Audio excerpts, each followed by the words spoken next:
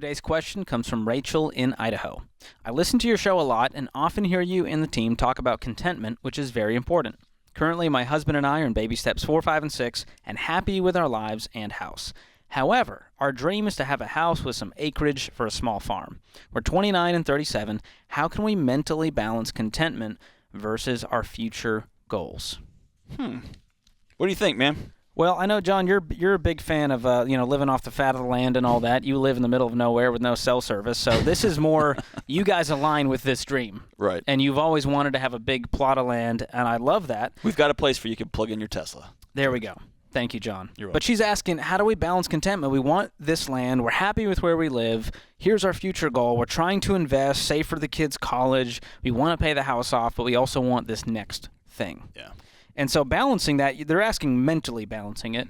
Financially, it's pretty simple. You get these plates spinning, get investing, put a little away for college, let's pay off the house, and as you build that equity, you'll be able to roll that over as you start to look for this new piece of land in the future. And that takes some patience. When it comes to, I guess mentally, I don't know if I would say it like that, but when it comes to just being present where you are and having big dreams, one of the criticisms I get when I'm meeting with people behind closed doors. I'll travel across the country, meet with leaders and business owners, and we'll sit down and we'll talk through being well and what that looks like and how to create wellness in your home and how do executives stay well. And the pushback generally comes from, well, what am I supposed to do then? If all of these things I'm doing in my life are killing me, am I supposed to just not run a business anymore? Am I supposed to not be ambitious anymore? And I always tell them, no, absolutely not. In fact, the opposite. My 2 little kids are growing up in the systems that these guys are building. These men and women are creating and running right now, right? I need them to be ambitious. We got big problems we got to solve. I also need them to know that that extra zero that they earn will not make up for the fact that their dad left, right? Getting this new piece of acreage isn't going to suddenly be the place where your marriage materializes into peaceful and joy and hope and all this great stuff. You're still going to have fights when you live on this big property. Your marriage is still going to be hard. And so dream big and take concrete steps like you're talking about to see those dreams through and know full well those dreams won't fix me. It won't solve my marriage. It won't make my kids suddenly fill in the blank, right? Unless you are in situations where people are abjectly not safe, right? Then getting them out of safety definitely helps everything, right? Yeah. So it's being able to balance. Let's do the small things to make sure our marriage is whole, to make sure we're great parents, we're plugged in and we're connected. We love our small community, and we're doing this thing because we want this life, not because this life is going to do something for us, right? And we tend to cash in our present day joy for this mystical joy that's going to come down the road, and it doesn't work like that, right? Well, you've heard the old saying, like, wherever you show up, you're going to go too, right? You go with you. That's and right. part of this is we just live in this microwave culture where it's like, I want it now, 2-hour delivery now. I can't wait 2 days. And so part of that bleeds into our life goals. Right. And we're looking for shortcuts now. We go, well, we could just take on the bigger mortgage. We could do the HELOC. We can borrow from our 401k. And you're looking for all these terrible shortcuts to get you to where you want to go. But if you just sit down on paper and go, all right, that new property is going to cost $500,000. Our home is worth $300,000. What if we get that paid off in the next 3 years? Then we start saving up. We have an extra $2,000.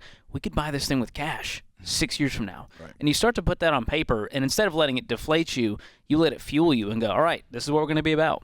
And it's going to take 6 years. Right. But guess what? You're 29 and 37. Yeah. People think it's too late at that. They're like, well, I should have had it at 25. Right, right.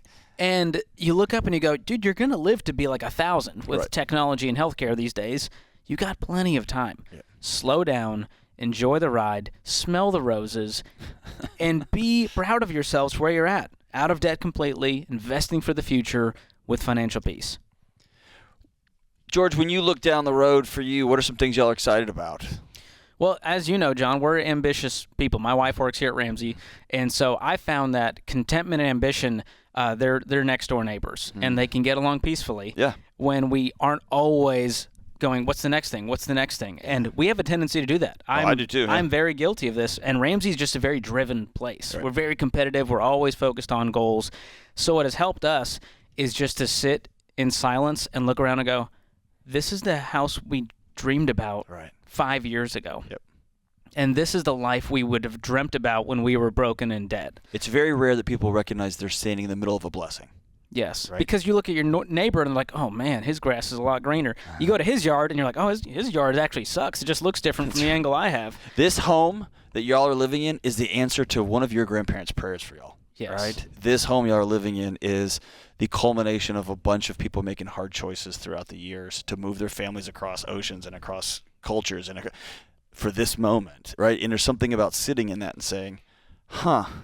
And Right? when you do it without shortcuts, it changes the way you view it. That's right. Because it's a blessing and not a curse. And we sleep well at night knowing that we're not over here sitting with piles of debt trying to live this facade of a life to impress anyone. That's right. Every decision I make is just going, I think this is going to benefit me and my family, and we've earned it.